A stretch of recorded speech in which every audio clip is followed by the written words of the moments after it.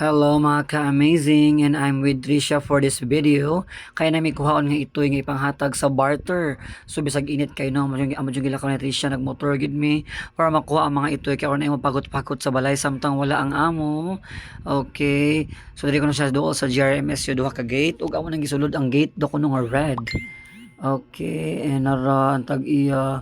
Ay, super cute ang black ug white. Ila ko nang ipanghatag ilang mga itoy kay daghan na kasag mga itoy sa ilang balay. Oh, ka-cute sa baby. Okay, so isulod ng eco bag, isa isulod sa Mercury eco bag ni ma'am. Kaya wa mi kadalag cage kay expect lagi mi masoda pag eco bag ang itoy kay gagmay itoy man kuno. Ang ending pag-abot ng mga ka-amazing mura nagbaktin kadak adi mahalin naman nig 1.5 oy. Pero still happy gyapon kami ni Trisha kay nanami duha ka bagong alaga. Tura cute kay siya namintana. Tadaan! Oh, ang isa pod kay black and white. More siya Dalmatian. Okay, thank you kayo mga ma'am sa paghatag. And maulit ni Trisha karon bit-bit na namang mga itoy. Tadaan! Black and white.